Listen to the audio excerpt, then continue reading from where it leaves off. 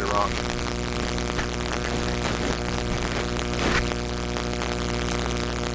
Red light on there? Yeah. Okay. So we've got the marketing is the first part of the business. Then you're going to want to look at, and that's the generating 40 leads a month. You have 4 sources of leads. What are your sources of the leads? In operations, you do everything. You have a flow chart of who does what. If not, no problem. We're going to get to it. Job descriptions for every member of the team, and daily meetings to make sure everybody's on track with what they need to be doing. In finance, if you have a P&L, you know the goals that you're trying to achieve each year, a written business plan. One of the things I talk about all the time, especially when I look at the test part of this, is how do you know if you've got where you want to go if you don't know where you are to start with? Right? And I always talk about the fact that I am the world's worst. I hate going to malls. Right? I'm a buyer, not a shopper. So if I knew exactly where this, in fact, the only Apple store I go to is in Palm Desert. I'll drive past the one in Bray, I'll drive past the one in Fashion Island, I'll drive past the one in South Coast Plaza, because it's the only store that I can go to that it's an open, you can walk right in the front door and not have to go to the mall. The reason I bring that up is what's the first thing we see at every door of the mall? It's a big map, right? You're here, and wherever I go in, what I need is on the other end.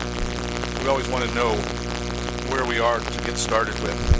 So the idea here is we know what our strengths and weaknesses are. And then in the quiz there, you have a place to write those down. What are your strengths? What are your weaknesses? A friend of mine just schooled me. He's a former military, he's a veteran. And when I had him on radio the other day, I said that he's retired. And he corrected me and said he can't say he's retired, he just wanted to make sure he got it right. Because he only served 9 years and 8 of them were in special ops. He said you have to be 20 years in order to say you're retired. But he taught me about this part of it. He said, hire your weaknesses. Right? So I don't like collecting documents and things. And it's something that I have to do in my business. So I've hired people to do that part of the operation for me. I do the things that I really enjoy doing. So the question is what do you enjoy doing, and are you doing it? And what are the 3 main jobs that you have as a real estate agent? Obviously, it's prospect, prospect, prospect. Right? We've got to convert in there every once in a while, but the main things are to prospect. So as you get started on going through this, do we know how many leads we need? Right? We want to start off, if you flip on the back side of that page, if you know what your net income was in 2017 and your projected income for 2018, and you can put in your sales price. Now, most people don't keep all this stuff handy, but some of your systems may have it available. Those are real important numbers to know in order to do projections for next year. And to know, are you on track to get to where you want to be? How do you get there? Right? We don't know if we're there if we haven't checked that out. On the bottom of that page, you'll see where in 17 you can look and see, and I'll explain all those different characters, PC, PF, PCR, those are where all of your business comes from. Every bit of your business is going to come from one of those different 8 sectors. Past client referral, closed client, business referral. We'll talk about all of that. We want to know the number and the percentage of your business in 17 and 18 that comes from each of those places. The reason we want to do that is I went through this with a top performing agent in Orange County, and we found out that she's spending 80% of her money on Zillow ads, and only about 20% of her business comes from Zillow. 75% of her business comes from past clients. She said, why aren't we spending more money on past clients if that's where the business is at? Right, and that's why we decided to go into the surveillance part of what we're doing, so that we have a better handle of when people are getting ready to do transactions. If you've done whatever your number is, say you've done 100 transactions in the last 10 years, we know that 10 of those people are going to buy this year, right? Or do some sort of a real estate transaction this year. Just the national stats. It used to be that we had 6-year tenure. Now it's 10 years. People are buying and selling every 10 years. So So that's the focus of it. Our number one job obviously is generate leads, right? How do we do that? You both, I think you guys know that if you have an open house, Bob, we talked about this last time, that if I know when your open houses are, we can pull a list of your neighbors, right? And again, it's electronic surveillance. Send them an email message, a text message, and a voicemail saying there's going to be an open house and at what time. And hey, if you ever had a bad experience with a neighbor, maybe you should pick your own this time. Send them over, bring them over on Sunday at 1. So if you're building a team, you might want to manage, train, lead them. And again, the bottom line here is the personal P&L as well as a business P&L, right? And we need to know what we're going to be striving for. So the 3 things that we're going to strive for is what are we going to be looking, what do we want to earn this year? What do we want to save this year? And what do we want to give away this year? Right? We're going to want to know all of those different numbers. And we want to know them for 1 year. We want to know them for 5 years. I talk about this with relation to my relationship with Chapman University. One of my favorite people I studied with at Chapman was a man named Jim Doty. He's a professor, doctor from PhD, University of Chicago in economics. And we used to always harass him because we said that why couldn't they bring us one of the Nobel Prize winners? That he was one of the few at the University of Chicago that wasn't. But when he took over at Chapman as the president of the school, he went from economics and building a fantastic economics department to then taking over the entire school as president of the school. He had a 5-year plan and a 10-year plan. And he wanted to make the School of Economics, he wanted to change from a college that Minnie and I were at, the university. He wanted the economics department to be world-class. He wanted to build a world-class movie studio. There was another one that he wanted to put in there also, and I just don't remember what it is. But everybody in the entire campus knew that. And when a Nobel Prize winner from the University of Chicago became available, they referred him to Jim Doty, and they paid him, this team, $2 million to move to Chapman University. Right?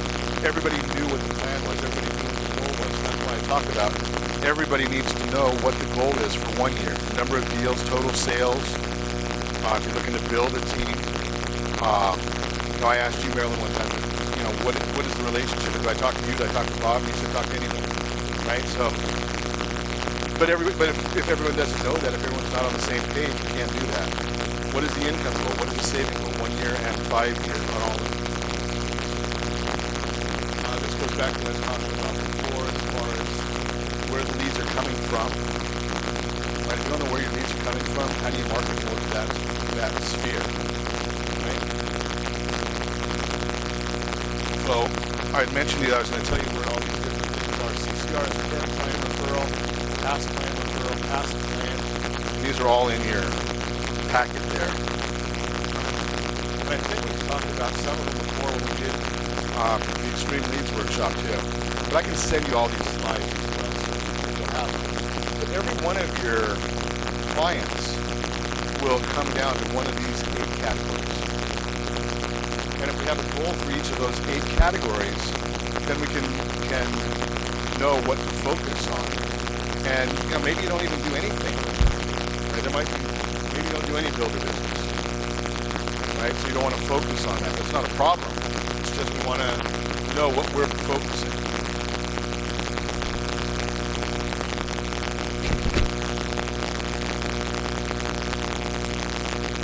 So, income is going to be derived from 2 different things. Obviously, your business and marketing plan and your time management structure.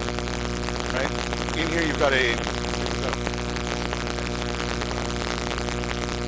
I did a full seminar at one time, and not a full seminar, but a big seminar about beginning with the end in mind. It had to do with the 7 habits of highly successful people, Stephen Covey's book. And I try and listen to that. I don't read, but I listen to that. I try to listen to it at least once a year. Knowing with the end in mind, knowing where you want to go. How do you get there if you don't know where you want to be? And if you haven't read this, it gave you away when you did it. But habit 2 is, again, beginning with the end in mind.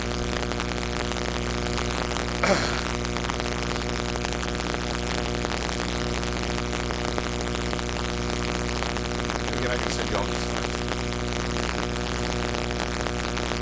So what is the business going to look like in 19? What is it going to look like in 23? Again, what are the numbers that you have that you want to deal with in every one of those categories? And we're going to work out the numbers backwards. Once we know some of the numbers, then we can figure out everything that we have to work on in the entire program. We need all those same numbers 4 or 5 years from now. But this is a flow chart, actually. I mentioned this a little bit ago. This is a flow chart of a gal that actually in 2011 had net income after all expenses of paying her team $1 million in commission income. And that whole chart is in there of everything that she has, everything that she does, her operations, her team, her finances, the systems. And we're going to be putting together the systems for all of these different things. I've got systems in place. Now I'm generating 8 to 10 leads a day right now from our Facebook ads. So yeah, 8 to 10 a day. Now and I speak with, I should say speak, I have communications with probably 3 to 4 of them.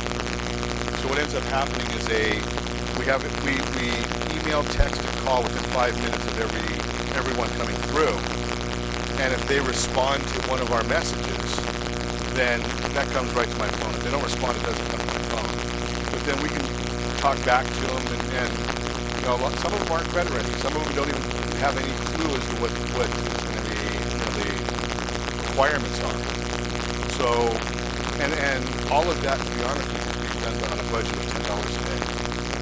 So what we're going to end up doing is once I get it all dialed in, and that's why I haven't rolled it out to anybody else yet, is once I get it all dialed in, we'll be able to, if you want to get involved in, we want to set it, say you want a 10-mile radius of here, we can just set a budget to a 10-mile radius right here, and also whatever the expense is, and I'll do all the follow-up and everything else.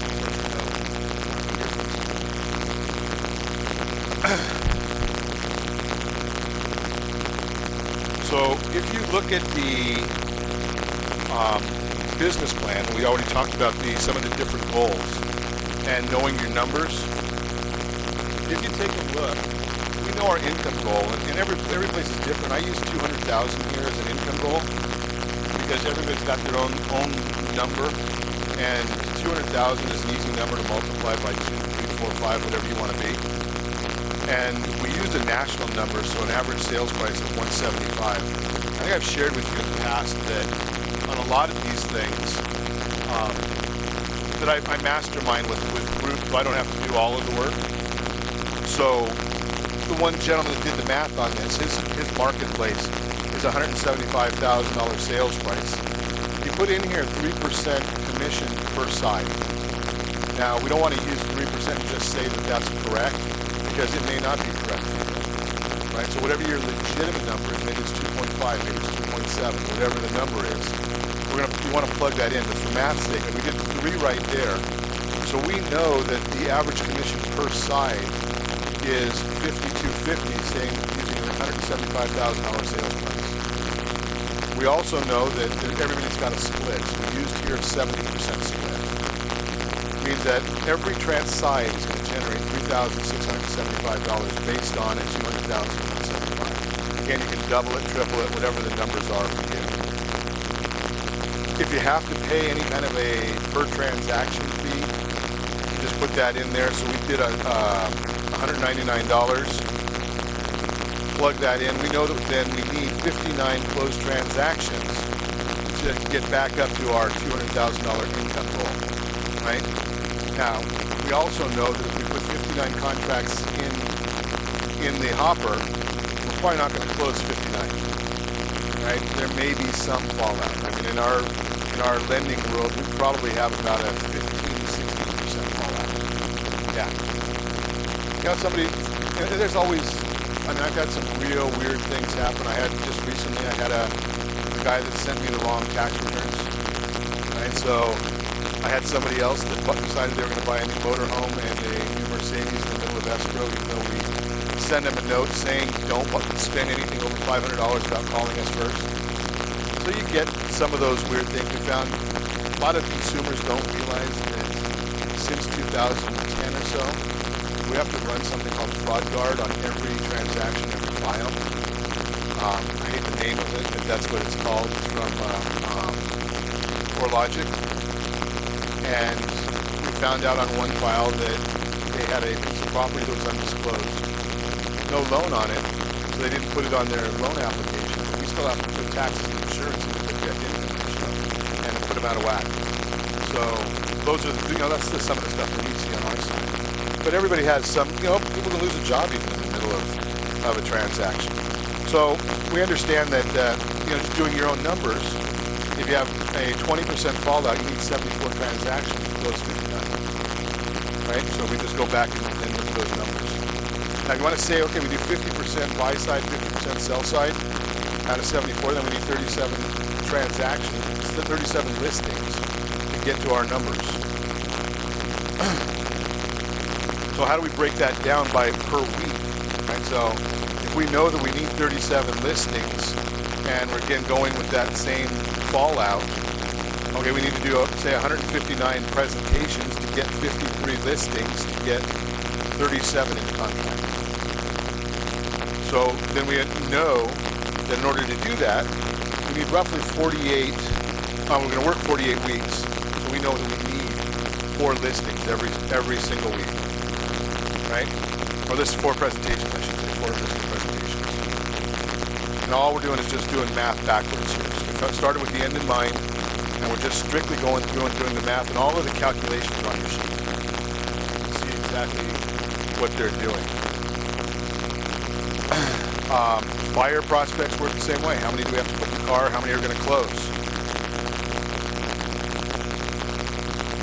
So what we end up knowing there is if we didn't do 4 listing presentations every week, we didn't do our job, right? And we can't make any excuses. We didn't do 4 buyer presentations because if we say we're doing 50-50, we need 4 listing presentations. We need to get out with 4 buyers. We just know that we have to recalculate. It's not the fact that there's anything wrong with that. What we have to do is we have to recalculate our systems and say something that we're doing is not getting us the number of leads that we need to get to our intended goals. Right? Does that make sense? So then we set up the dashboard. This is kind of like the GPS that I was talking about before. I mean, I think I saw you use, well, you know where you're going, but I need a GPS for everything, right? So, ironically enough, I had this debate with a friend of mine just the other day. If I'm going from my office in Aliso, VA to my house, I put the directions in my GPS, right? It doesn't have anything to do with the fact that I don't know where I'm going. When I leave here, I'm going to put into the GPS my house, even though I've driven it a million times, but it tells me what traffic is, what traffic is. I've had times where I put it into the GPS and it said that the road's closed. So we went over to a coffee shop and just sat there for 3 hours, right? If I can sit in a coffee shop for 3 hours or sit in traffic for 3 hours, I'd rather sit in a coffee shop, right? Yeah, and obviously that's all I got to do besides I am. But the idea is just we need to know where we're going. So if we know what our income goal is, we know our leads per month, we just need to put those into the sheet and make that commitment and take that sheet and don't put it in a drawer. You want to put it somewhere where it's visible to you. Right? Have you ever noticed, like Mindy said that she's going to lose weight and she wants to do it by X time. So the more she talks about it, the more it reinforces her own strength. Right? She's doing awesome at it. But then she hears somebody say it and it gives her more strength. Same thing with writing these down and setting a date to have that on and having an accountability partner. I'm the world's worst for her because I'm not good at it. But I'm sure knowing her persuasion, her level of persuasion, I'm sure it won't be too much longer. Right? So, obviously our rules for business. Prospecting, more prospecting. I know out here you have caravans, right? Mindy facilitates a caravan in Anaheim Hills every Friday. And we constantly talk to the agents there that if you have one successful caravan, you have a lot better chance of selling a piece of property than an open house. Because I just sent out a letter to somebody today. If you get a successful open house in our area, if you get 15 to 20 people in Anaheim Hills, you've got a successful open house, right? But if you can get 10 real estate agents on a caravan to come through, and each of them are working with 3 or 4 people, you've got a better scenario. So what kind of marketing is being done? Again, I don't know every neighborhood, but I do know that if you put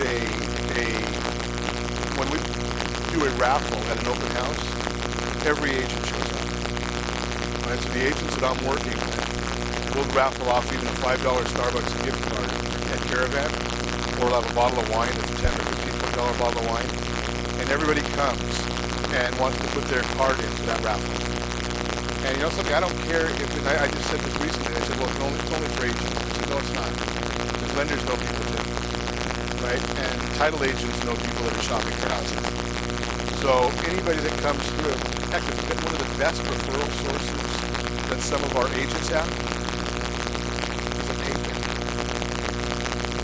Right? I mean, if you don't have a painter that you're working with, highly recommend finding a painter. Right? Because people think instead of calling you, the professional, first to see what they need to do to get their house ready to sell, they know best. So they're going to hire a painter and they're going to go out and carpet, or maybe replace carpet, just so that the new buyers can come in and repaint and change carpets anyway, because it doesn't match what they want. Now, if it's hideous and dirty and smoke covered, maybe that's the right answer. But the bottom line is we've got to prospect wherever we do that. Building a team to cater to the clients. Right? That's the second part of it. The third part of it is we've got to understand, for the business side, is counting the money. Right? If we get to all of our goals and find out at the end of the year that we spent $10,000 more than what we did in commissions, who cares how good we did unless you had a really, really good time throughout that process. Right? I mean, if you don't need to save money, what the heck? But we look at it and say, okay, how much are we going to give away? How much are we going to save? So how much do we need to do to accomplish all those things? I've got one son getting married next year and one probably the year after. So I got to really start working hard. So the GPS part of it, creating more leads than you can possibly handle. Why do we want to create more leads than we can possibly handle? Well, that's simple. Then you don't have to work with people you don't like. Right? Because we all have them, right? I taught the same class last week in Anaheim Hills, and someone says, well, what do you do with somebody you don't like? I said, I refer them to somebody else. Not because I dislike either party, they just might be a better fit, right? So if you have more leads than you can handle, the toughest real estate agents I ever worked with are the agents that do 2 or 3 transactions. Because they've got their arms around every transaction, want to micromanage everything, and they act like I've never been alone in life. Right? You probably have seen that same thing when you've got an agent on the other side, when their mortgage is contingent on that one transaction. Right? They probably drive you nuts. They call you every single day or every hour, wanting to know what's happening. Again, closing ratio, we want to make sure we're tracking those all the way through. And our marketing strategy, we've got to keep them on the radar on a regular basis for the building business.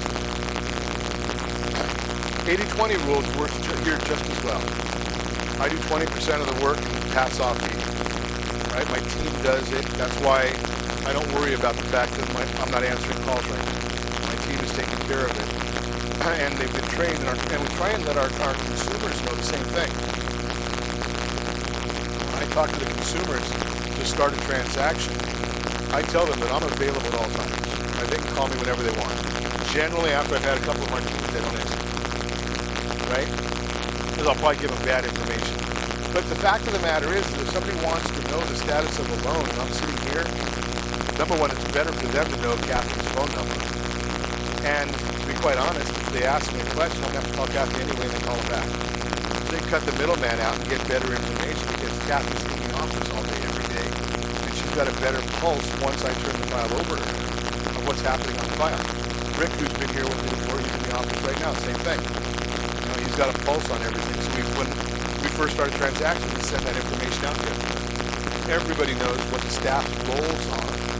And it makes it easier for you to do the same thing. If everyone knows what your staff's roles are, they better things. How many people do you need? Like, rule of thumb, an admin as soon as possible. Your production will probably double the minute you get an admin, right? Then you need one person every 36 days. Is basically the rule. And I recommend a team meeting every day, right? I've used this scenario, how important I put on a team meeting is at one of my companies that I did, we had a team meeting every day at 11, so I didn't get off air until 10.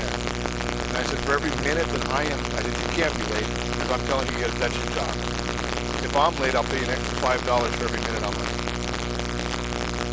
Made sure that we were both ready right on time, right? Now, there would be sometimes I'd have to say that we're not going to have a meeting, but we did that in advance, so nobody was wasting time. I tell agents all the time, even if you don't have a team, have a review session every day at the exact same time. Right? So you know exactly. Retirement funds, everyone's got their own retirement number. Doesn't matter, again, that's what Todd does, is works backwards with everybody to figure out what we need to do in business to get to those retirement numbers, how much we need in assets. Unless, I've said right along, I probably don't ever want to retire. Right, I just enjoy what I do. You don't want to retire? Yeah, what am I going to do? I'm going to sit home, right? Yeah, you know something, that can happen so many times. Unfortunately, in my case, I knew that was what was going to happen to my parents. Like 2 years after my dad retired, he got dementia. He wasn't using his brain anymore. Because he didn't have, and 3 years later he was gone. Right? So, isn't that a great retirement? Pardon? Yeah. Well, 3 years he asked me all the time why I wouldn't help him out. Right? The idea though is we do want to know about all the other parts of it. How much time in vacation? How much money do we make in vacation? I met with a person out here the other day that's a real estate agent, and he said he wants to get to a point where he can take 4 months off every year. Okay. Almost guess for sure. But that's their goal. So how do we do it all? Right? We've talked about this before, the dashboard in dealing with a lot of these different issues is time blocking. Right? My team knows that at 11 o'clock we're going to be on 11:30 every Monday. We have 15 of us get on a conference, on a video conference. Right?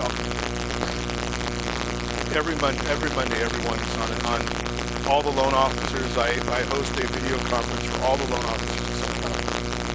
I talk about what's going on in the marketplace, what's happening on the bond market, what are some new strategies, what's ahead of us for the week.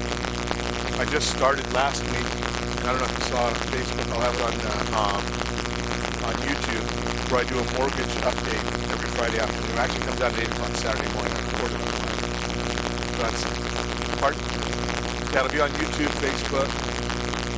I'll probably get it to the point where we email it out and the link for it, and it just says what's happening in the mortgage market, what happened last week, what do we expect?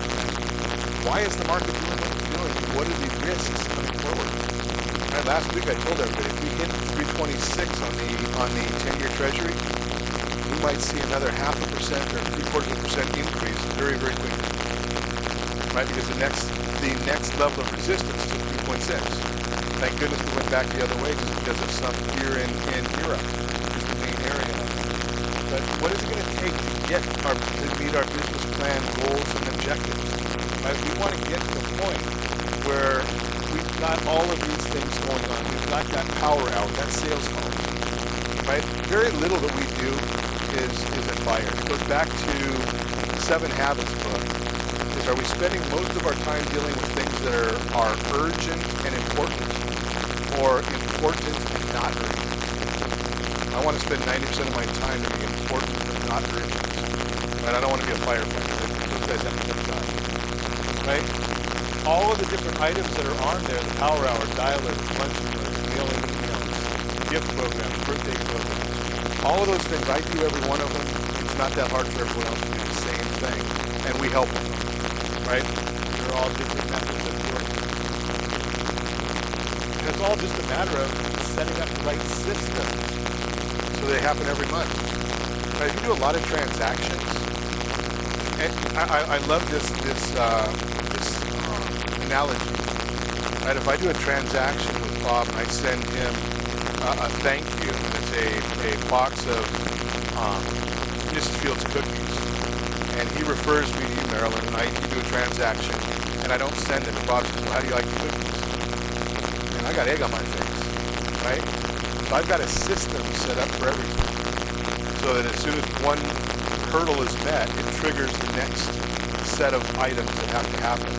And I do it in a program, and for our lunch and learns, they're done on a spreadsheet called Smart Sheets.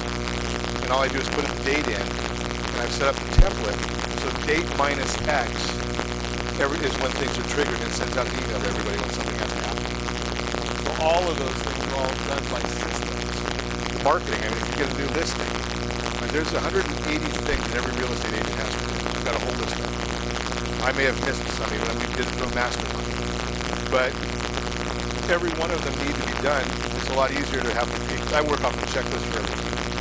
Right? That way I don't have to worry about it. Income projections, the business and income expense, every single month, every one of those things need to be done. And I've got a form for everything. I mean, right? And every one of them I'll send them all to you in an email so you can just download them. But how do you know if you're getting where you want to be if you don't track the progress? Right? So all of those different face-to-face meetings and break breads and lunches and coffees, right? I mean, nobody really wants to be in an office anymore. I don't know that anybody really goes to an office too much anymore other than the retail people. I use this analogy all the time. My brother-in-law built a multi-million-dollar financial services business with skiers and fishermen. Yep. Went and bought in fact, I'm going tomorrow with another gal who built her business. You may have even seen her. Her name is Erin Williamson. Her house was one of them that burned down in the fires in Anaheim Hills. She was on every news channel. And I'm going with her because she built her business all on, I was telling you, 110 or 150 transactions every single year. Her entire business is done by parties. Every one of her clients wants to invite somebody to one of her parties. And ironically, she was just telling me at lunch the other day that her new house is going to have 2 big ballrooms. Downstairs ballroom and upstairs ballroom. So that she can, I would say.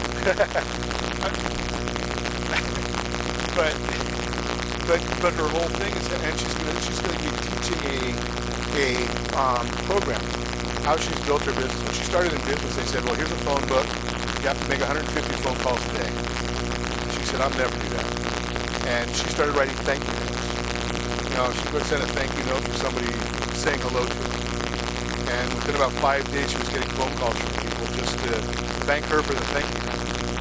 Right? But then she started having parties, and she became very close friends with all the parties with the guy that owns one of the finest restaurants in Orange County, probably listed in the top 5. Because she brings so many people that people want to hang out with her.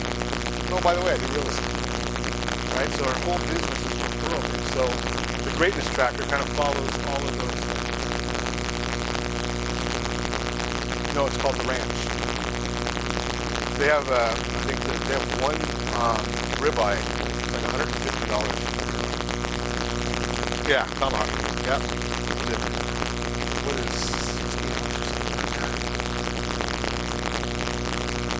Yeah. Yeah, it was massive. Yeah. Cowboy steak, yeah. Same thing. Yep. Yep. So our goal again is to be prospecting and 15 face-to-face break breads, phone calls, 21 hours of prospecting. Here's one that I found fascinating. How many hours does the average real estate agent spend prospecting per week? 4 hours. That's it. A week. National number. NAR statistics. Can't figure out if, now you've got to have a lot of transactions, or what else are you doing? Right? The number that we want to strive for, we want to work a 40-hour week, we spend at least half our time prospecting. Right? Thank you card. Amazing amazing how few thank you cards we ever see. And I kind of laughed at that one when I first saw it, because who uses the mail anymore, especially the millennials. But other than 2 weeks ago when everybody avoided the mail with all the political crap, when my kids come home, I've got 2 of them that are living at home right now. They're the first ones to go to the mail. 29-year-old, 24-year-old. I look at it. I never want to go to the mail. Everything I need comes through my email, right? Or text, yeah.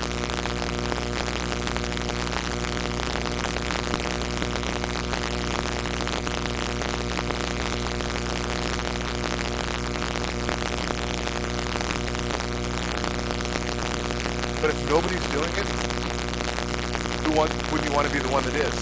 You stand out if you're, and it doesn't need to be you, right? Because no one knows if it's you or an assistant whose handwriting it is. Mindy writes all my thank you cards. And most people can tell that male writing, female writing, whatever, right? I mean, hers is obviously a lot nicer than somebody ever saw my chicken.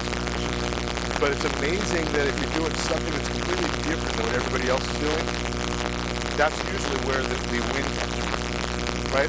I invest in the stock market. A lot of people are buying. They watch the market. They get all excited when the market goes up. They start buying. When the market goes up, I'm selling.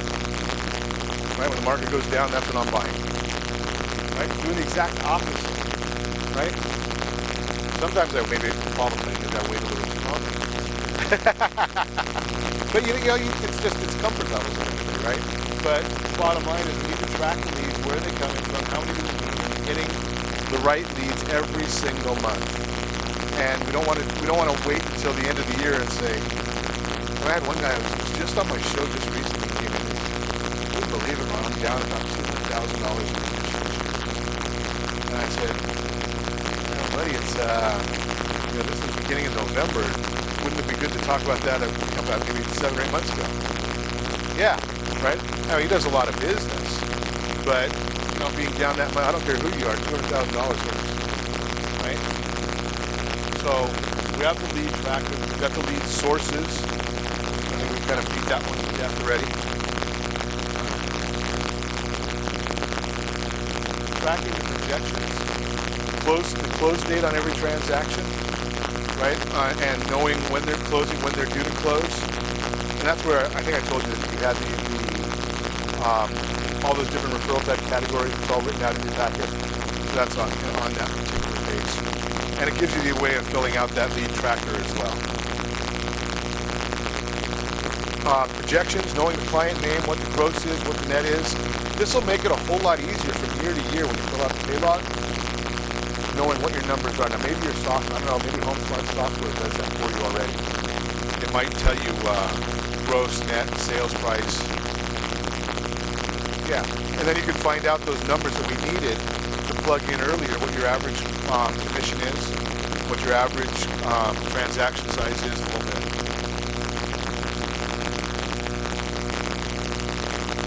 Obviously, the other side of that is tracking expenses, right? Right, knowing your budget numbers, what we're going to be able to write off at the end of the year, what we're going to be able to give to the tax people.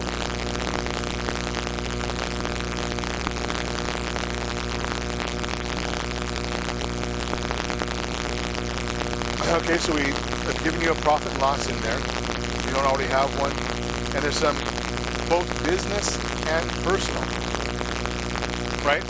So we know how do we get to our goals if we haven't figured out what we need personally and business-wise.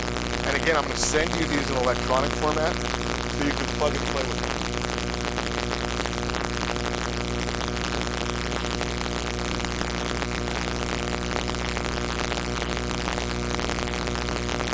Well, and that, this time of year, we want to make sure that we're giving you everything to be for next year, right? I mean, a lot of us spend this time figuring out what do we want to do next year, right? And how are we going to get there? And that's why I'm committing to 10 sites for every agent I work with. Right? If we all do our own part, right, we can make sure that happens. And again, it all starts with the systematizing having everything, understanding exactly all of it. And I've got a book, I'm going to give each of you one of these books. About building a small business and how to go about it. I use this one on a regular basis, the McDonald's issue. I don't know whether you like McDonald's or don't like McDonald's, but we do know one thing for sure about McDonald's.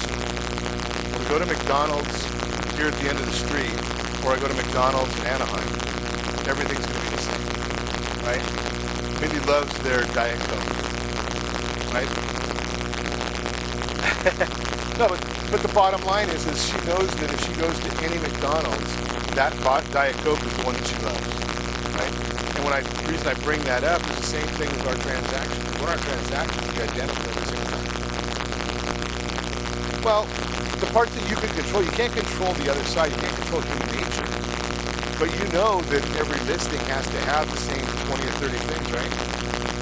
I know that I set up, even though I know that on a FHA loan, I have to have a Social Security card, and on a conventional loan, I don't. The consumer doesn't know that. So when I send out my needs list, I ask everybody for Social Security, right? The consumer doesn't realize that it may not be needed for their particular product. And if they say they've got a problem with it, don't worry about it if I know that they're in the loan that doesn't need it, right? But the system is that the same thing goes out every time. It creates the same portal every time for the consumer. So every one of them has the exact same experience when you go through our process. Right? You can't control what they need, but you can control what you need or what you ask of them. Your listing presentation, how do you make it better if you change it? Right? And your buyer consultation, we've got a buyer consultation course that we're going to be doing. How do we make it better if it's not the same every single time? So our marketing system, our prospecting system, lead management, contract to close, all those systems are set up so that when we hit a milestone, it triggers the next milestone. When we hit the next milestone, it triggers the next one. On every one of those issues, my system is set that when somebody responds to me from the Facebook ads, it doesn't keep sending them another message saying, hey, do you need to talk to someone? Right? Because they've already sent the message. The system stops and triggers the next level. Customer service, they know who to call, right? I mean, Bob doesn't want somebody calling him to sign a contract, right? That's somebody else has to sign, right? Consumer needs to know that it happens every time. Follow-up system, right? We did that when I'm working on something called extreme follow-up, so that everybody will know the exact way every time we get a lead. Text, email, and phone call immediately, 8 days in a row. Because we know that people stop listening after the third or fourth, and a lot of people get bored. A lot of our competition, right? So we set up those systems. And again, the E-Myth book has a lot of that in there. I have to copy that book here. The whole team needs to know all these things. What happens when any one of these things are triggered, right? When you get a lead, what happens?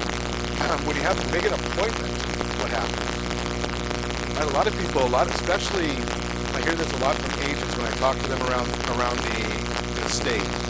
Right? They make a listing appointment, and then they show up for the appointment.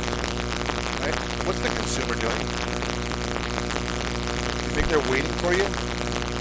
They're going on the internet to look for, whatever they want to find out. They might even be looking at reviews on you. So we need to have a system for getting reviews.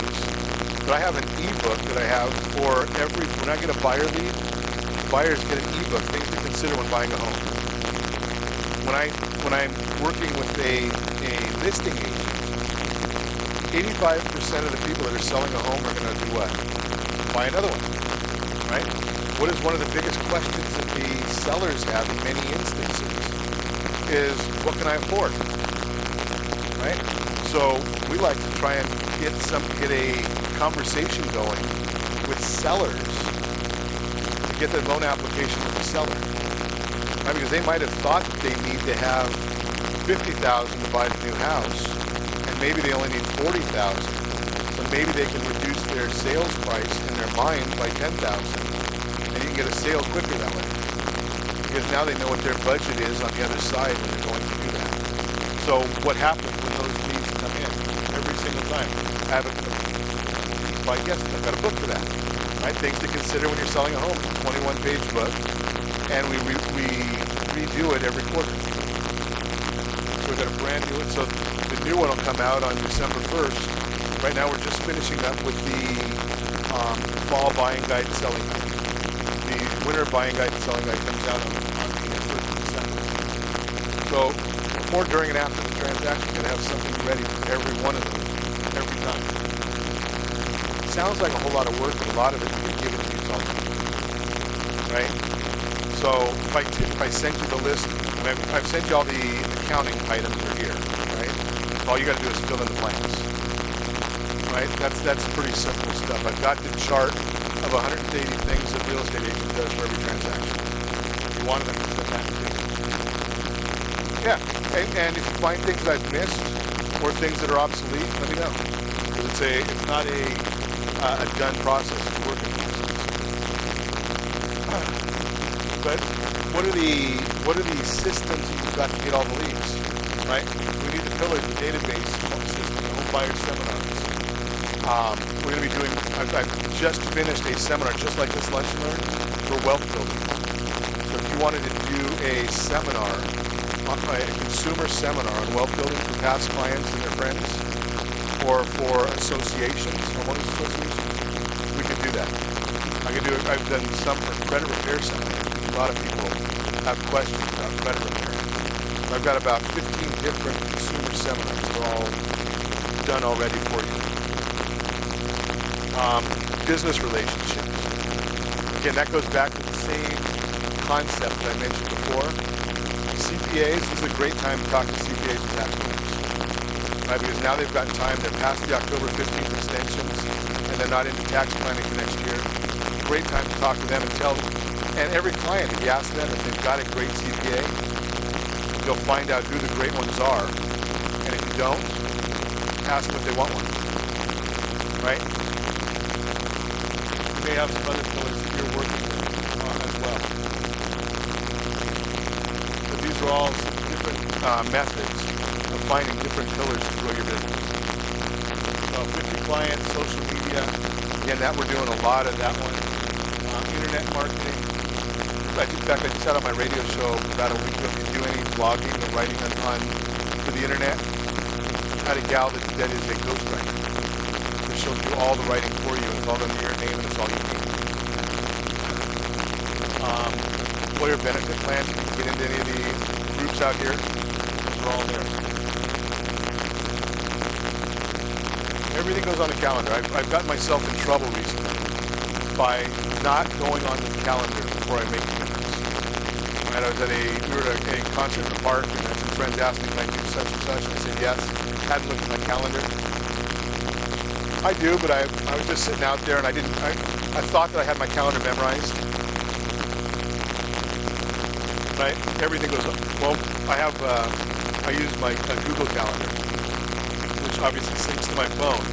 But it goes to my phone, my laptop, my desktop, my iPad, and as soon as I have one of my kids figured out, they'll tell me how to get it to continue.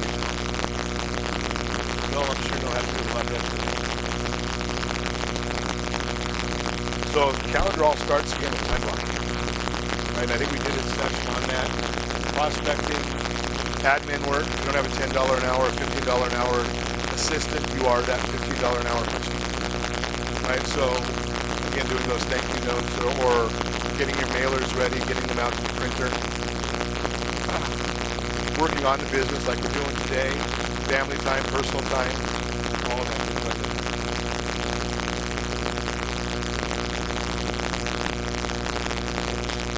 Building the real estate team, there's just a few of the people that many people look at for their team. Again, that doctor and nurse philosophy. You need to be the one if somebody calls in or referral to call somebody in. They have to talk to you or somebody else handle it for you. You have a process, right? If you're out on a listing appointment, you have a process so that you're not missing these calls.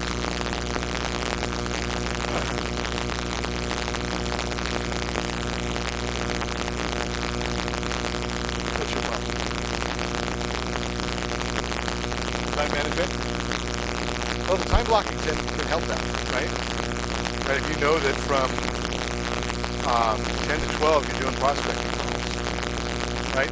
It's got to be something major to stop you from doing it. Or you plan it ahead of time. When I went, I had bariatric bypass surgery. My doctor said you have to stop, no snack, they call it weapons, water, exercise, protein, no stacks, and supplements. So I said, well, what if I want to have, if I start my day very, very early? He said, as long as you plan the right way, you can have an extra protein shake a day, right? Or you can have an extra protein bar. Before I do a luncheon run, I always have a protein bar. Right? I don't want to be sitting up here and have my stomach turned out, right? So the planning of all of those things and getting it on your calendar as a time block in all those different colors will make things a lot easier for you. And one of the key things, plan vacations. Right? Have you ever noticed how much stuff you get done before a vacation? Everything. I have a friend of mine that doubled his income by taking 26 weeks a year off. Because the week that he was working, he was going crazy doing everything. And the only reason I believed it is because I saw the W-2 the year before and the year up.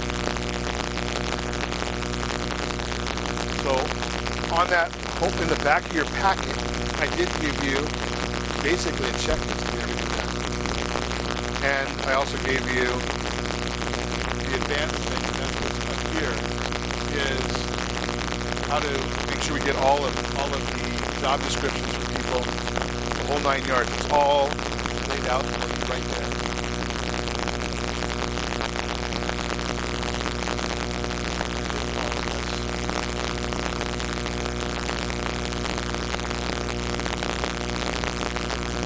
Obviously, that's the very last page there, the pyramid of a complete real estate agent. Getting that presentation down pat, the marketing, all leading up to the legacy of what the business is. Right? Are you planning on converting the business to, are you building it something that is going to be you forever, or there's a saleable asset? Right? Again, it's just knowing the end in mind. And you are a business. We're all a business. Independent or otherwise.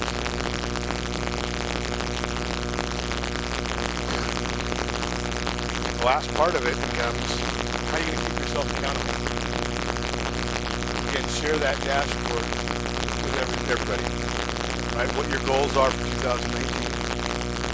And so you can hold each other accountable, right? And figure out, are you on track to get where you want to be? And I guarantee that when you start sharing those things, we don't want to let somebody else down, right?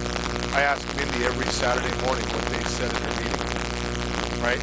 And Friday night she won't even go out with me, right? She doesn't want to have dinner. She doesn't want to do anything because Saturday is Weight Watching, right?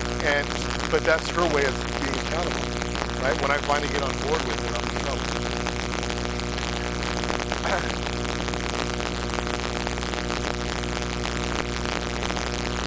I'll get there. But again, let me know anything I can help with. Right? I've talked about it. We're out here at least a couple days more a month.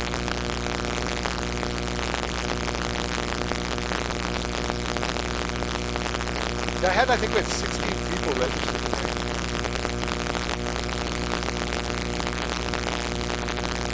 I think it's just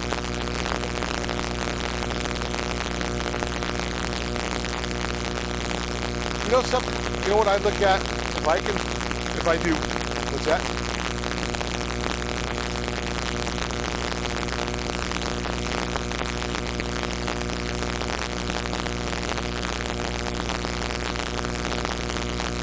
Yeah, it's,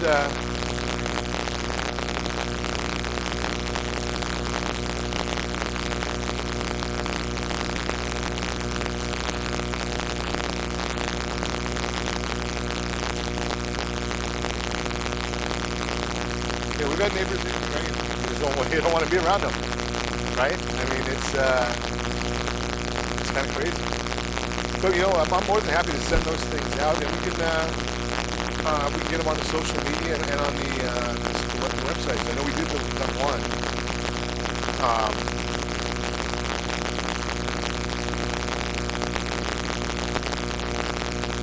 Yeah.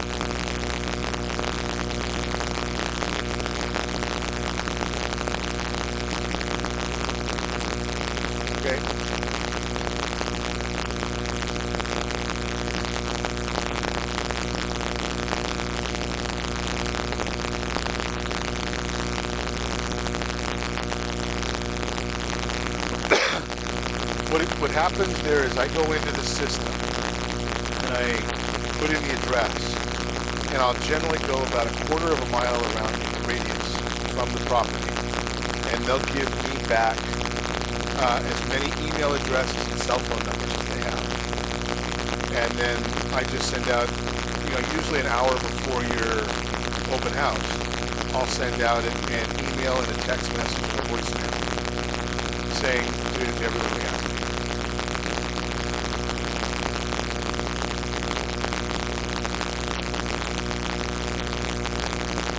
Yeah, perfect. Just tell me the day and the time of the open house and the address and MLS, and we'll put, we already built the website for you.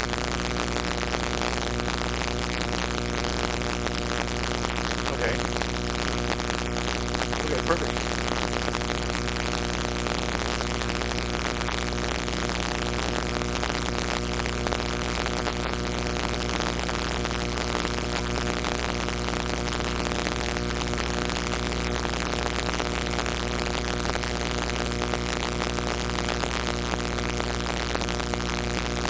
You have it.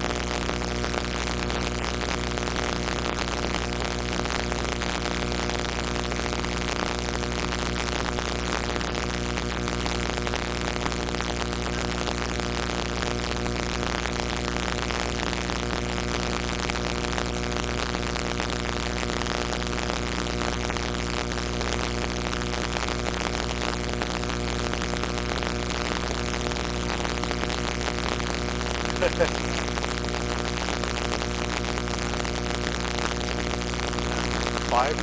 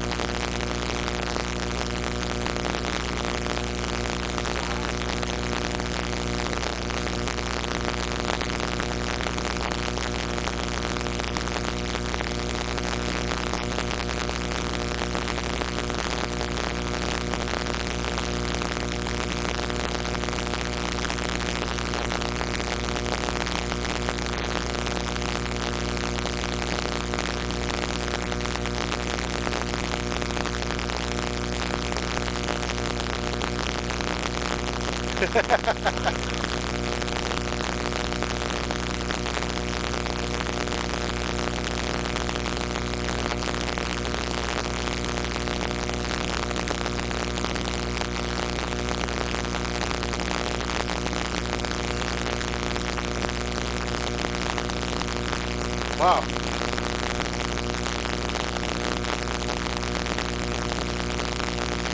You're living in the shadows.